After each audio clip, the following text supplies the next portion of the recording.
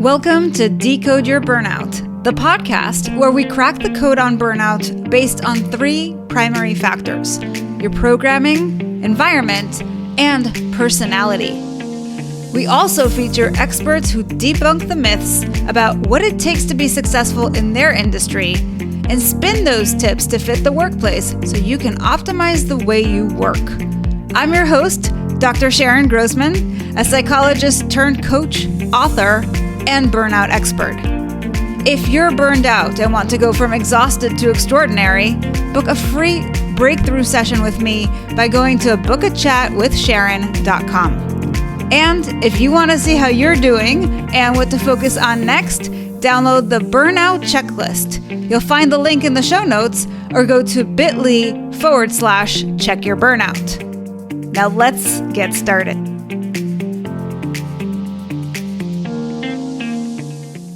Hello, Decode Your Burnout fans, and welcome to another episode with me, Dr. Sharon Grossman.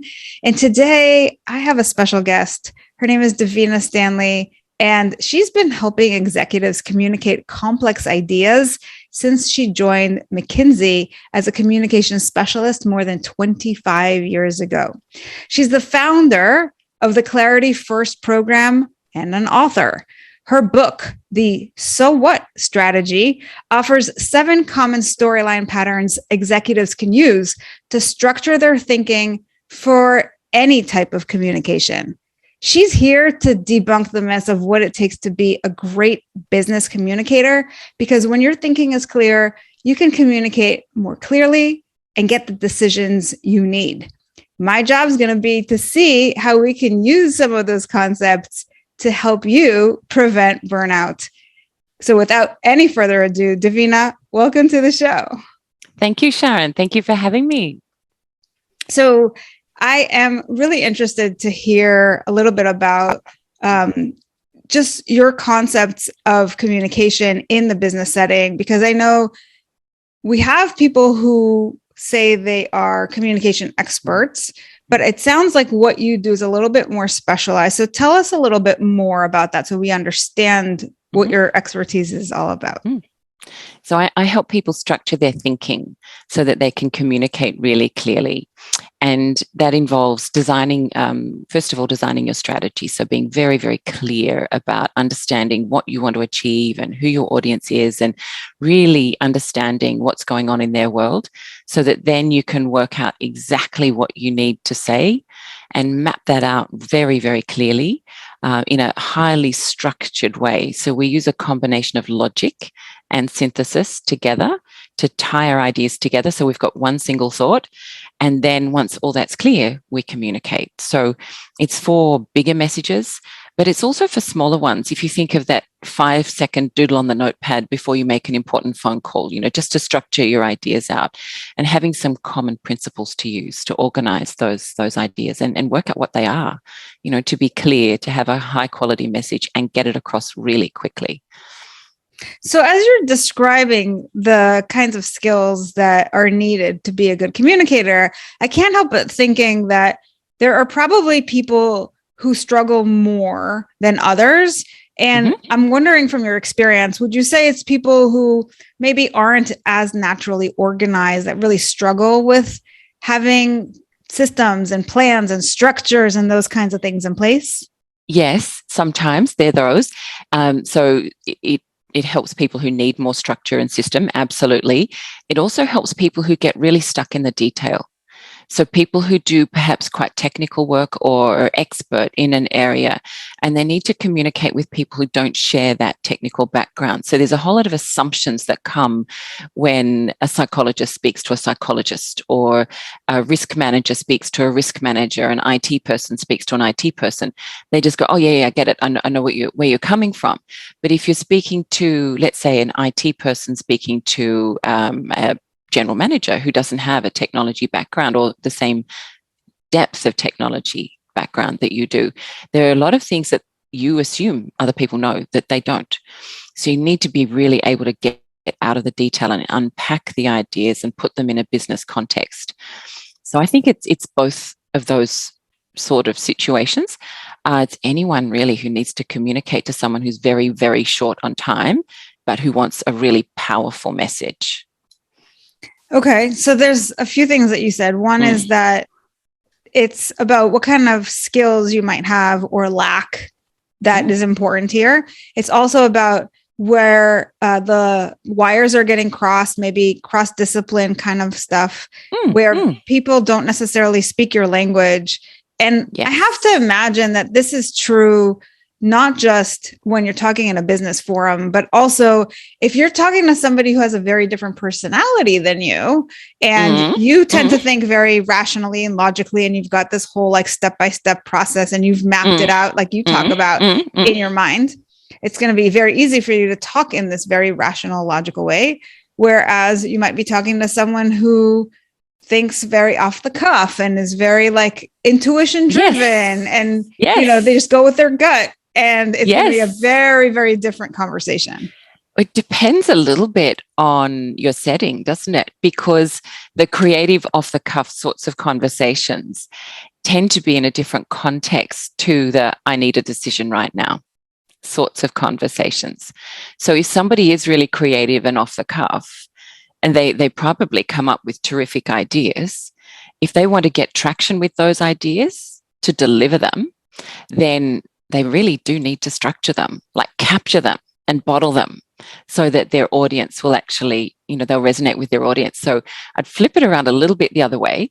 When somebody is a really creative mind, I think they appreciate clarity too, you know, tone and flexibility in the delivery, absolutely. But if I'm speaking to somebody who's much more organic and fluid, then it's almost more important that I've got my messaging clear. So the long as I can flex the delivery of it, if it's clear in my mind because I've mapped it out, but I can adjust the way the conversation goes, but come back to my points and land them. I think it's even more helpful. So before we have you debunk the myths of what it really takes to be this amazing business communicator, tell us a little bit about perhaps some people that you've worked with where you see what happens before they start working with you. In other words, where are they totally stressed out because they're not communicating well? What are the downsides of being a poor business communicator? So I think there are a few things, but the biggest one is losing your nights and weekends. So where you have a paper to put forward, let's say, and you spend a lot of time organizing, writing your 50 pages, and you submit those to your manager or perhaps present them to a steering committee or something like that. And the steering committee spends a couple of hours with you talking through all the issues, all the details. And then they give you a whole lot more questions because they didn't really understand what all these details were for. They hadn't connected the dots as to what it was all about. So you go away and you're frustrated because you haven't got the decision you want.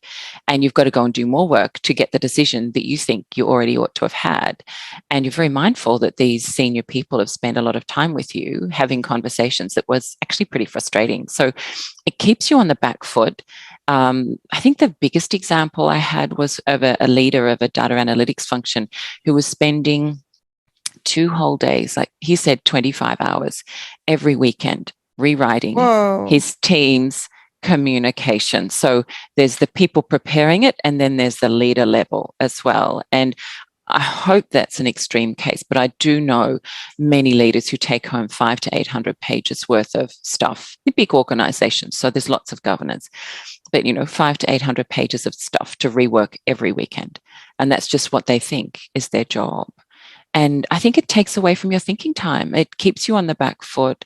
It takes away your personal time.